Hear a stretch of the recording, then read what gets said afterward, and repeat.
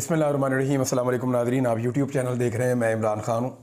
नाज़रीन, बाज़ औक़ात आपके सामने ऐसी ख़बरें आती हैं कि आप कंट्रोल नहीं कर पाते, आप गुस्से में भी आ जाते हैं, बाज़ औक़ात आपको बहुत हंसी आती है। और कुदरत एक ऐसी चीज़ है, ये आपको वहाँ ले जाकर मारती है। यानी जो भी फ्रॉड करता है, बेईमानी करता है और धोखा देता है, झूठ बोलता है, वो जब बेनकाब होता है तो बड़ी अजीब किस्म की सिचुएशन हो जाती है। मुझे एक वाक़या छोटा सा याद आ गया, मैं आपको पहले बता दूं, फिर मैं आपको बताता हूं कि एक्चुअली मुझे अभी हंसी क्यों आ रही है और मैं आपको क्या सुनवाने वाला हूं। वाक़या ये है कि एक दिन मैं एयरपोर्ट पे गया और उससे पहले मुझे रोक दिया गया था। ये पुरानी बात है, तो काफ़ी पुराने पंगे चल रहे हैं। तो मैं एयरपोर्ट पे गया तो मुझे वो जो ऑफिसर बैठा हुआ था कहता, इमरान भाई मैं आपका बड़ा फ़ैन हूँ और अगर मैं उस दिन होता ना तो मैं आपको निकाल देता। मैंने कहा क्या मतलब? उसने कहा जी आप अगर उस दिन आपका नाम बेशक किसी लिस्ट में भी होता, मैं आपको फिर भी एयरपोर्ट से बाहर पाकिस्तान से भेज देता। मैंने उससे कहा ये गैर कानूनी है, जब लिस्ट में नाम है तो आपको ऐसा नहीं करना चाहिए। तो उसने कहा नहीं इमरान भाई आप मुल्क के लिए इतना करते हैं, हम आपके लिए इतना तो कर ही सकते हैं। तो मैंने कहा अगर लिस्ट में नाम हो तो तुम बाहर भेज सकते हो। अब मैं सहाफ़ी हूँ, मेरे दिमाग में सवाल है कि कैसे भेज सकता है। उसने कहा इमरान भाई 100 तरीके होते हैं। और उसी वक्त उसने मेरा पासपोर्ट पकड़ के ऐसे मशीन के सामने किया और दोबारा मेरा नाम जो है वो ब्लैक लिस्ट था। तो उसका चेहरा उतर गया और मैं घूमकर उसके पीछे आया। मैंने कहा दिखा। उसने कहा सर आपका तो नाम है। मैंने कहा अब निकाल। तो वो जो उसके साथ हुई ना उस वक्त, अब बड़ी बड़के मार रहा था 1 मिनट पहले और वो बहुत ज़्यादा कह रहा था कि मैं ये कर दूंगा वो कर दूंगा। मैं नाम नहीं लूँगा उसका, लेकिन वो बेचारा मुझे खुश करना चाह रहा था, लेकिन एकदम उसका मुंह उतर गया और बिल्कुल बेबस हो गया। तो मुझे ना ये स्टेटमेंट सुनने के बाद ना वो बंदा भी याद आया। ये ज़रा स्टेटमेंट सुने आप। ये मरियम नवाज़ का स्टेटमेंट है। जब से मोहम्मद ज़ुबैर साहब ने स्टेटमेंट दिया है और उन्होंने बताया है कि मैं मुज़ाकरात करने जा रहा था नवाज़ शरीफ और मरियम नवाज़ की तरफ से और इक़्तिदार की भीख हम मांग रहे थे, हम कोई डील कर रहे थे, डील के नतीजे में इमरान खान साहब की हुकूमत गिराई गई। जनरल बाजवा ने तो नवाज़ शरीफ को कहा कि मोहम्मद ज़ुबैर ने सही तरह पैगाम रसानी नहीं की, वरना मैं तो उसी वक्त इमरान खान का तख्ता करने वाला था। फिर जनरल बाजवा और नवाज़ शरीफ की मुबैना मुलाकातें, फिर जनरल बाजवा का जनवरी में एक्टिव हो जाना और PMLN की क़यादत के साथ मुज़ाकरात करना, ये सारी चीज़ें बड़ी इंटरेस्टिंग। जब से ज़ुबैर साहब ने ये बात की है ना, तो जिस वक्त ज़ुबैर साहब और PMLN जनरल बाजवा से मुज़ाकरात कर रहे थे, उस वक्त मरियम नवाज़ क्या कह रही थी, ये आप सुनेंगे नहीं ना तो आपको पूरा मज़ा नहीं आएगा। ये ज़रा आप सुने आप। वो रास्ता मुझे आता है, वो रास्ता बहुत सारे लोग आज भी लेते हैं और वो रास्ता बहुत आसान है। उसमें सिर्फ आपको हाथ जोड़ने पड़ते हैं, उसमें सिर्फ आपको अपनी सेल्फ रिस्पेक्ट कुर्बान करनी पड़ती है, उसमें सिर्फ आपको जूते साफ करने पड़ते हैं और वो आसान रास्ता है। वो मुझे भी आता है, बहुत अच्छे तरीके से आता है। लेकिन मुझे आप ये ना समझें कि मुझे अंदाज़ा नहीं था कि इस रास्ते तो वो रास्ता आता है, मुझे बहुत अच्छे तरीके से आता है। ये तो पूरी कौम मान गई कि जितने अच्छे तरीके से वो जो जूते साफ करने वाला रास्ता है वो मरियम नवाज़ और नवाज शरीफ को आता है कि अपने भाई को भी पता नहीं चलने दिया और खामोशी से जूते साफ कर दिए। यानी ये रास्ता किसी और को इतना अच्छा नहीं आता। ये एग्जैक्टली उन्हीं दिनों के स्टेटमेंट्स हैं मरियम नवाज़ के, जिन दिनों में वो इनकलाबी बनने का ड्रामा करते थे। यानी एक तरफ इनकलाबी बनने का ड्रामा कर रहे हैं कि हम जूते साफ करने वाले नहीं हैं, और दूसरी तरफ खुफिया अंदाज में जो है वो जनरल रिटायर कमर जावेद बाजवा साहब के साथ मुज़ाकरात भी चल रहे हैं और मुज़ाकरात करने वालों को बताया जा रहा है कि खबरदार, खबर बाहर नहीं निकलनी चाहिए वरना बड़ी बेइज्जती हो जाएगी। इवन शहबाज शरीफ पे भी एतबार नहीं किया, उसको भी नहीं बताया। तो ये बड़ा एक ज़बरदस्त किस्म की चीज़ चल रही है और जितने दिन तक मोहम्मद ज़ुबैर साहब इंकशाफात करते रहेंगे, ये स्टेटमेंट जो है ये मुझे बार बार याद आता रहेगा। अगर मैं आपको दोबारा भी सुनाऊं तो माजरत, इसको सुन लीजिएगा क्योंकि मुझे इसके अंदर पूरी कहानी नज़र आ रही है। एग्जैक्टली मुझे पूरी कहानी नज़र आ रही है कि जिस वक्त आप, हैरत की बात है, जिस वक्त आप चोरी कर रहे हैं उस वक्त आप चोरी के खिलाफ वाज भी कर रहे हैं। जिस वक्त आप डकैती मार रहे हैं उस वक्त आप डाकुओं के खिलाफ एहतजाज भी कर रहे हैं। जिस वक्त आप जमहूरियत के दावे कर रहे हैं उस वक्त आप जमहूरियत पे शब खून भी मार रहे हैं। जिस वक्त आप इनकलाबी बनने का ड्रामा कर रहे हैं उस वक्त आप बहुत अच्छे से बूट भी पॉलिश कर रहे हैं। तो इससे बड़ी मुनाफकत और इससे बड़ी 2 नंबरी मैंने अपनी सारी जिंदगी में किसी और सियासी जमात को करते हुए नहीं देखा। वो पीपल्स पार्टी के दोस्त मुझे कह रहे हैं कि यार असी भी हैरान हो गए। यानी वो ये कह रहे हैं पीपल्स पार्टी के लोग कि हम इनके साथ काम तो कर रहे हैं, मजबूरी है। मामला ये है ना कि इमरान खान के खौफ से दोनों मिलकर काम कर रहे हैं। वो पीपल्स पार्टी वाले पीएमएलएन वालों को डराते हैं, खबरदार हमने तुम्हें छोड़ दिया अडियाला चले जाओगे। तो पीएमएलएन वाले उनको डराते हैं कि अगर तुमने हमें छोड़ दिया हम तो जाएंगे, तुम भी अडियाला चले जाओगे। दोनों को पता है कि दोनों ने जो किया इस मुल्क के साथ, जाना तो पड़ेगा जेल में, अडियाला जाना पड़ेगा या कोट लखपत जाना पड़ेगा, तो जेलों के चक्कर तो लगेंगे। अब एक दूसरे को डरा रहे हैं दोनों अडियाला से कि यार मिलके बैठे रहते हैं वरना इमरान खान दोनों को अडियाला में भेज देगा। तो इमरान खान को अडियाला से बाहर नहीं आने देना। फिलहाल तो इमरान खान साहब जेल में, जेल से उन्होंने स्टेटमेंट भी दिया है। लेकिन इन खबरों से बड़ी एक और खबर है, और ये बड़ी संजीदा खबर है। वो खबर ये है कि चीनी वजीर ने मुलाकात की है पाकिस्तान की सियासी जमातों के रहनुमाओं के साथ, और ये एक अहम डेवलपमेंट है। उनका जो स्टेटमेंट है पहले आप वो सुन लें, फिर मैं आपको बताता हूं कि एक्चुअली चाइना के दिमाग में क्या चल रहा है। देखिए, दो चीज़ें मैंने आपको थोड़े दिन पहले बताई थी, और दो ही चीज़ें हैं जो डिप्लोमेट ने अपने जो उन्होंने पूरी एक तहरीर दी थी, डिप्लोमेट ने आर्टिकल लिखा हुआ था, उसके अंदर वो दो चीज़ें शामिल थी उनकी खबर में। और वो चीन और पाकिस्तान के ताल्लुकात को लेकर कह रहे थे कि वो डाउनग्रेड हो रहे हैं, उस तरह नहीं है जैसे पहले थे। लेकिन दो चीज़ों की निशानदेही की थी, उन दो चीज़ों की निशानदेही हम पहले भी कर चुके हैं। नंबर एक, उनका सिक्योरिटी का बड़ा सीरियस इशू है। नंबर दो, उन्हें पाकिस्तान के अंदर इस्तेहकाम का बड़ा सीरियस इशू है कि जो मुल्क पॉलिटिकली स्टेबल नहीं हो सकता अंदरूनी तौर पे, उसके अंदर कारोबार नहीं किया जा सकता। अब चीनी वजीर ने क्या कहा, जरा सुन लें। तरक्की के लिए अंदरूनी इस्तेहकाम ज़रूरी है। और ये चाइनीज़ वो लोग नहीं है जो आए और आकर तकरीर कर दें। ये शहबाज शरीफ की तरह नहीं है कि उधर गए तो अरबी बोल दी, उधर गए तो चाइनीज़ बोल दी, उधर गए तो फलां ज़बान बोल दी, फलां जगह पे तो अंग्रेज़ी बोल दी टूटी फूटी। ऐसा नहीं है। वो जो बोलते हैं नपातुला बोलते हैं, उनके पीछे पूरी उनकी रिसर्च होती है और उनके मुल्क की पॉलिसी होती है, उसके मुताबिक वो चलते हैं। हमारे लीडर तो जो मर्जी जहाँ मर्जी बोल देते हैं। बहरहाल चीनी वजीर ने कहा कि तरक्की के लिए अंदरूनी इस्तेहकाम ज़रूरी है। यानी चीन ये समझता है कि पाकिस्तान में इस वक्त अंदरूनी इस्तेहकाम मौजूद नहीं है। इदारों और सियासी जमातों को मिलकर चलना होगा। यानी चीन ये समझता है कि इदारे और सियासी जमातें इस वक्त शायद मिलकर नहीं चल रहे। सरमायाकारी के लिए पाकिस्तान में सिक्योरिटी सूरत को बेहतर बनाना होगा, ये दूसरा इशू आ गया उनका। मैंने आपको दो इशू कहे थे ना, ये दोनों उन्होंने बोल दिए। चीनी वजीर ने अपने मुंह से बोल दिए। जो लिखा हुआ था डिप्लोमेट में, या जो हम बता रहे थे, जिनके ऊपर एहसन इकबाल ने 25 मिनट अपने मुंह से झाग निकाली, बड़े गुस्से के अंदर उन्होंने प्रेस कॉन्फ्रेंस की और सारा मलबा उठा के एक सियासी जमात पे और सहाफियों पे डाल दिया। अब वो चीनी वजीर अपने मुंह से कह रहे हैं कि पाकिस्तान को अंदरूनी सियासी इस्तेहकाम की ज़रूरत है, इदारों को और सियासी जमातों को मिलकर चलना होगा।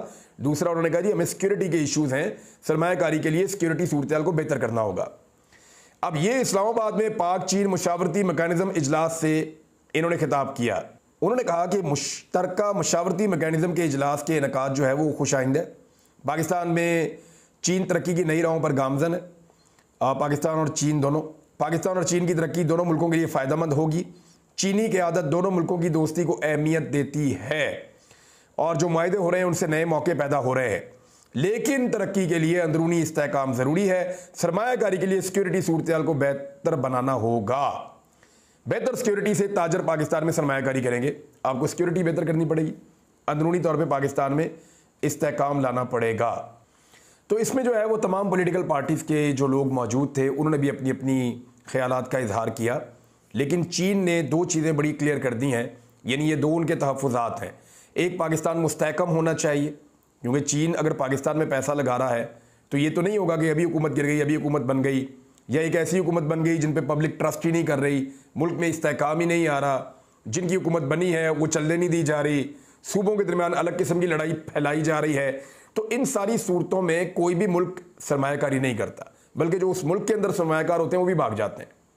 दूसरा, उन्होंने कहा सिक्योरिटी का बड़ा सीरियस इशू है और वो चाइनीज़ की सिक्योरिटी को लेकर ख़ास तौर पर वो परेशान है। बहरहाल ये एक खुश आइन चीज़ है कि मिलकर बैठे, कम से कम बातचीत तो शुरू होना। अब इस्तेहकाम पाकिस्तान में कैसे लाना है ये चाइना नहीं कर सकता, ये पाकिस्तान के अंदर इदारों को फैसला करना पड़ेगा। और अदलिया का बड़ा इंपॉर्टेंट रोल है कि पब्लिक ने मैंडेट जिनको दिया उनके हवाले अवामी मैंडेट किया जाए, हुकूमत उनके हवाले की जाए, ऑटोमेटिकली पाकिस्तान में इस्तेहकाम आ जाएगा। या पाकिस्तान में इस्तेहकाम के लिए दोबारा इलेक्शन भी करवाने पड़े तो ये कोई बुरी बात नहीं है। मेरे ख्याल में इस्तेहकाम सबसे ज़्यादा ज़रूरी है। सियासी इस्तेहकाम आ गया तो माशी इस्तेहकाम आ जाएगा, और साथ ही जो है वो आपके दहशतगर्दी के मामलात या सिक्योरिटी के मामलात भी बेहतर हो जाएंगे जब पब्लिक का कॉन्फिडेंस बढ़ेगा। अब इमरान खान साहब का एक स्टेटमेंट है और बड़ा स्टेटमेंट है। इमरान खान साहब ने कहा कि हमने मुज़ाकरात किए तो नून लीग की हुकूमत चली जाएगी। ये वो गैर रस्मी बातचीत कर रहे थे सहाफ़ियों के साथ जेल में।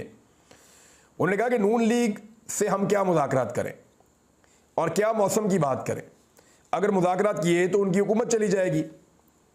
और गैर रस्मी बातचीत वो कर रहे थे। उन्होंने कहा मैं पाकिस्तान के लिए मुज़ाकरात करना चाहता हूँ, अपनी ज़ात या हुकूमत के लिए नहीं करना चाहता।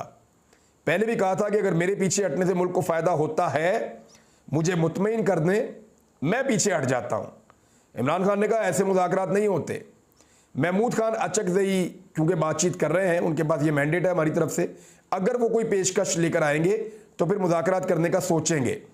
हमने महमूद खान अचकज़ई को सियासी इत्तेहाद के साथ बातचीत करने की इजाज़त दी हुई है। नून लीग से हम क्या मुज़ाकरात करें और क्या मौसम की बात करें, अगर मुज़ाकरात किए तो उनकी हुकूमत चली जाएगी। इमरान खान ने कहा कि इस वक्त मुल्क क्राइसिस में है, हुकूमत ने अपने खर्चे कम नहीं किए, जो तकलीफ दे बात है। मौजूदा हुकूमत मुल्क में सरमायाकारी का माहौल नहीं बना सकी। मुल्क को सर्जरी और मैंडेट वाली हुकूमत की ज़रूरत है जो रिफॉर्म्स करके मुल्क को बचा सके, क्योंकि पाकिस्तान इस वक्त ज़िंदगी और मौत की जंग लड़ रहा है। मौजूदा बजट ने साबित किया कि मैंडेट के बगैर हुकूमत रिफॉर्म्स नहीं कर सकती। उन्होंने कहा कि प्रोफेशनल अफराद और कौम पर टैक्सों की बारिश कर दी गई है। 1 जुलाई को आने वाले बिजली के बिलों के बाद कौम के होश उड़ जाएंगे। बिजली बहुत कीमत बढ़ रही है, अभी एक नई खबर भी आई है, दोबारा से इन्होंने नए टैक्सेस लगा दिए हैं और ठीक ठाक टैक्सेस लगा दिए हैं, फिक्स्ड चार्जेस भी लगा दिए हैं बिजली के बिलों के ऊपर। और आने वाले दिनों में लोगों को पता चल जाएगा कि कितनी ज़्यादा बिजली की कीमत इस हुकूमत ने बढ़ा दी है, यानी बढ़ाते बढ़ाते कई गुना बढ़ा दी है। ये तो बिजली सस्ती करने आए थे, पेट्रोल सस्ता करने आए थे, डॉलर सस्ता करने आए थे, डीजल सस्ता करने आए थे, पाकिस्तान की सारी अशियाए ज़रूरत सस्ती करने आए थे। सस्ती करने की बजाय डबल कीमतों पे, 3-3, 4-4 गुना कीमतों पे इन्होंने सारी चीज़ें पहुंचा दी है। इमरान खान ने कहा कि खैबर पख्तूनख्वा में लोड शेडिंग के मामले पर गंडापुर से किए गए वादे को तोड़ा गया। मेरे छोटे से कमरे में पंखा बंद हो जाता है तो वो ओवन बन जाता है, और केपी में तो 22 घंटे तक लोड शेडिंग हो रही है। आप गौर करें इस आदमी के ऊपर, अजीब आदमी नहीं है। वो सिर्फ ये बताने के लिए कि गर्मी क्या होती है अपने कमरे की मिसाल दे रहा है, शिकवा नहीं कर रहा।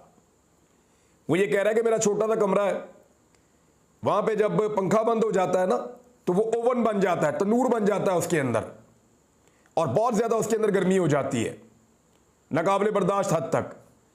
अब जेलों में लाइट कैसे जाती है और पंखे कैसे बंद होते हैं, ये हम सबको आइडिया है। जो लोग जेलें काट कर आए उन्हें पता है कि 2 ग्रिड होते हैं जेलों के लिए। वो ये जानते हैं कि वहां पे एक्स्ट्रा बैकअप हमेशा मौजूद रहता है। अगर इमरान खान का पंखा बंद हो रहा है तो उसके पीछे क्या कहानी है। साबिर शाकिर साहब का ये क्लेम है, वो ये कह रहे हैं कि गुज़िश्ता चंद दिनों से लगातार ये काम इमरान खान साहब के साथ किया जा रहा है कि उनका पंखा बार बार बंद हो जाता है इस जून की गर्मी के अंदर, अंदाजा कर लें आप। और वो आदमी इसका शिकवा नहीं कर रहा। कैसा आदमी है, वो ये कह रहा है कि देखें मेरा पंखा बंद होने से ये जो मेरा छोटा सा कमरा है ये ओवन बन जाता है, तंदूर बन जाता है। तो खैबर पख्तूनख्वा के लोगों पे क्या गुजर रही होगी जिनके पंखे 22 घंटे के लिए बंद हो जाते हैं। उसको आज भी अपनी आवाम की फिक्र है, वो आज भी अपने लोगों की बात कर रहा है। अपनी गर्मी की, अपने पंखे की सिर्फ उसने मिसाल दी है। वो कोई एसी नहीं मांग रहा, बिजली नहीं मांग रहा आपसे। वो ये कह रहा है कि मेरे लोगों को उनका हक दे दिया जाए। फिर उन्होंने कहा मेरे छोटे से कमरे में पंखा बंद होता है, ओवन बन जाता है, और केपी में 22 घंटे तक लोड शेडिंग हो रही है। बिजली की चोरी पुराना मसला है, हैदराबाद, सिंध, कोयटा में भी बिजली चोरी होती है। खैबर पख्तूनख्वा के अवाम अली अमीन गंडापुर को बुरा भला कह रहे होंगे, वो कहाँ जाए। उनका कहना था कि मैं अली अमीन गंडापुर से मुलाकात से कभी मैंने इनकार नहीं किया। सुपरिटेंडेंट जेल मेरे मुलाकातियों की फहरिस्त से नाम निकाल देता है। शेर अफजल मरवत लंदन की ठंडी हवाएं ले रहा है। मुल्क में कौन सी ऐसी पार्टी है जिसमें ग्रुपिंग मौजूद नहीं है। उन्होंने कहा कि एक तरफ कहते हैं खजाना खाली है, दूसरी तरफ मरियम नवाज अपनी तशहीर पर अरबों रुपए खर्च कर रही है। अडियाला जेल में बैठे मेजर और कर्नल के खिलाफ बुध से केस दायर करेंगे, जिसके लिए हदायत जारी कर दी हैं। उन्होंने कहा कि एहसन इकबाल ने मुझे 5 साल जेल में रखने के लिए कहा, यह अदलिया की तौहीन है। सीनियर वजीर के बयान के बाद यह जाहिर है कि मुल्क में कानून की हुक्मरानी मौजूद नहीं है। एहसन इकबाल ऐसे बयान किस मुंह से दे रहा है। अडियाला जेल में 2 अच्छे अफसरान थे जिन्हें यहां से तब्दील कर दिया गया। इमरान खान ने कहा कि जिस शख्स ने फ्रॉड इलेक्शन करवाए वो हमें कैसे इंसाफ दे सकता है। शहबाज शरीफ के 5, नवाज शरीफ के 4, मरियम नवाज के 2 और जरदारी के 10 मुकदमात नए कानून बनाकर खत्म करवाए गए। NRO 2 में बहुत बड़ा फ्रॉड किया गया। ऐसी तरामीम की गई जो बनाना रिपब्लिक में भी नहीं की जाती। नैब कवानीन में तरामीम करके अपनी चोरियां छुपाई गई हैं। इमरान खान ने कहा कि मुल्क का कर्जा अदा करने के लिए मजीद कर्ज लेना पड़ेगा। अदलिया का इम्तिहान है कि वो कमज़ोर के साथ खड़ी होती है या ताकतवर का साथ देती है। उन्होंने कहा कि भारत ने हमारे ब्रिगेडियर को कत्ल कर दिया और ISI यहाँ लगी है कि कौन जेल आ सकता है और कौन नहीं आ सकता है। ये इमरान खान साहब का स्टेटमेंट था। अब एक बात पे आप गौर करें कि ये कितना बड़ा आदमी है और कितना मजबूत आदमी। पूरा का पूरा निज़ाम लरज़ रहा है, कांप रहा है, डर रहा है इस आदमी से। और ये आदमी जेल के एक छोटे से कमरे के अंदर बैठकर आज भी अपनी बात नहीं कर रहा। वो ये कहता है मुझे नहीं चाहिए, मैं नहीं करता हूं डील, मेरे मुल्क की बात करो, मुझे कायल करो, पीछे हट जाता हूं। वो साफ कहता है यार मेरा छोटा सा कमरा, पंखा बंद होता है तो ये ओवन बन जाता है। तो वो मेरे लोगों के साथ क्या हो रहा है जिनके ऊपर 22-22 घंटे की लोड शेडिंग है। सोचिए कि वो आदमी जेल में बैठकर भी आपके बारे में सोच रहा है। और इनकी पार्टी की हालत ये है कि दफ़ा 144 पंजाब में नाफिज हुई और एहतजाज तो किया PTI ने। इतनी गर्मी के अंदर इतने लोग निकलना भी बहुत बड़ी बात है, लेकिन इमरान खान ने जितनी कुर्बानी दी है इस पार्टी के लिए, क्या इस पार्टी ने उतना इमरान खान को रिस्पॉन्ड बैक किया है या वापस उतनी ज़ोर से इमरान खान की हमायत की है? तो जवाब है अब तक तो नहीं किया। अब तक के लिए इतने, अपना ख्याल रखिएगा, अपने इस चैनल का भी। अल्लाह हाफ़िज़।